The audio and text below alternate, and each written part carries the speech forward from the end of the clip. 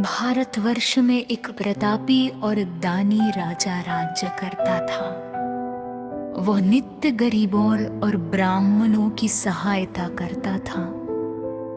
ये बात उसकी रानी को अच्छी नहीं लगती थी। वह नहीं गरीबों को दान देती, नहीं भगवान का पूजन करती और राजा को भी दान देने से मना किया करती थी। एक दिन राजा शिकार खेलने वन को गए हुए थे तो रानी महल में अकेली थी।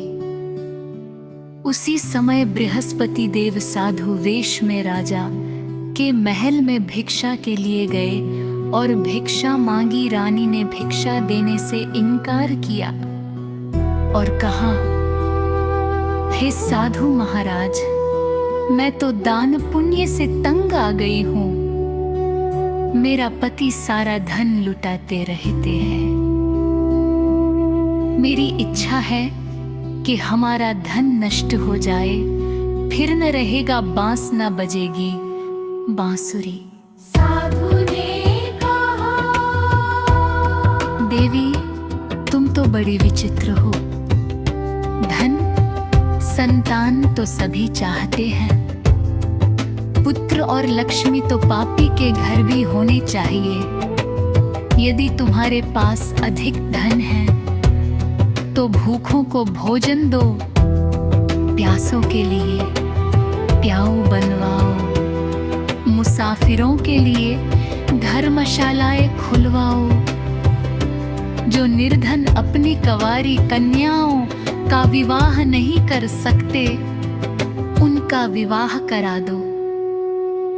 ऐसे और कई काम हैं जिनके करने से तुम्हारा यशलोक परलोक में फैलेगा। परंतु रानी पर उपदेश का कोई प्रभाव ना पड़ा। वो बोली, महाराज, आप मुझे कुछ न समझाए। मैं ऐसा धन नहीं चाहती जो हर जगह बांटती फिरूं। साधु ने उत्तर दिन में रखी तुम्हारी, ऐसी इच्छा है तो तथास्तु। तुम ऐसा करना कि बृहस्पतिवार को घर लीप कर पीली। मिट्टी सुन के से अपना सिर होकर शान कर करना, घट सुनती चढ़ा कर कपड़े धोना। ऐसा करने से आपका सारा धन नष्ट हो जाएगा। इतना कहकर वह साधु महाराज वहां से आलोप हो गए। साधु के अनुसार कही बातों को पूरा करते हुए रानी को केवल 3 बृहस्पतिवार ही बीते थे कि उसकी समस्त धन संपत्ति नष्ट हो गई। भोजन के लिए राजा का परिवार तरसने लगा। तब एक दिन राजा ने रानी से बोला कि हे रानी, तुम यहीं रहो, मैं दूसरे देश को जाता हूँ, क्योंकि यहाँ पर सभी लोग मुझे जानते हैं। इसलिए मैं कोई छोटा कार्य नहीं कर सकता। ऐसा कहकर राजा परदेश चला गया। वहां वो जंगल से लकड़ी काट कर लाता और शहर में बेचता। इस तरह वो अपना जीवन व्यतीत करने लगा। इधर राजा के परदेश जाते ही रानी और दासी दुखी रहने लगी। एक बार जब रानी और दासी को 7 दिन तक बिना भोजन के रहना पड़ा तो रानी ने अपनी दासी से कहा, हे दासी, पास ही के नगर में मेरी बहन रहती है। वह बड़ी धनवान है। तू उसके के पास जा और कुछ ले आ, ताकि थोड़ी बहुत गुजर बसर हो जाए। दासी रानी की बहन के पास गई।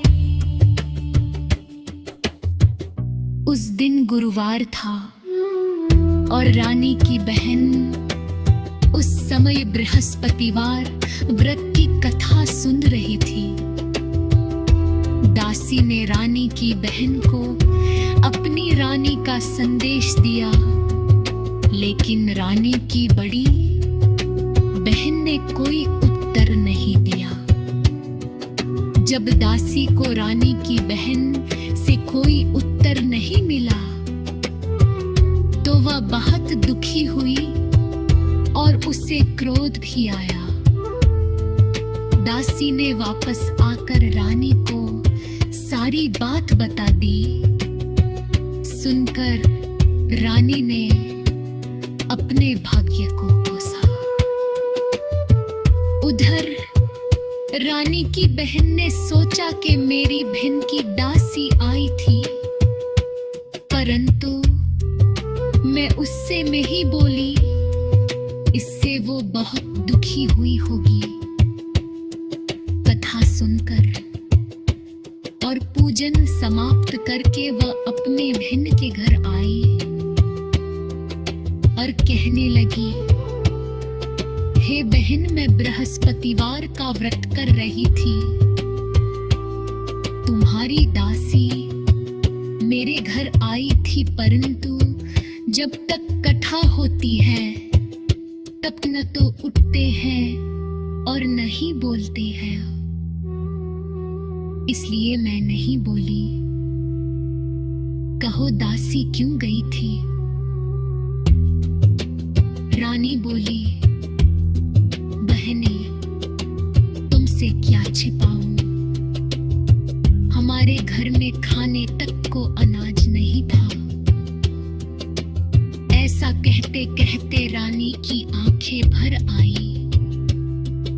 उसने दासी समेत पिछले 7 दिनों से भूखे रहने तक की बात अपनी बहन को विस्तार पूर्वक सुना दी। रानी की बहन बोली, देखो बहन, भगवान बृहस्पति देव सबकी मनोकामना को पूर्ण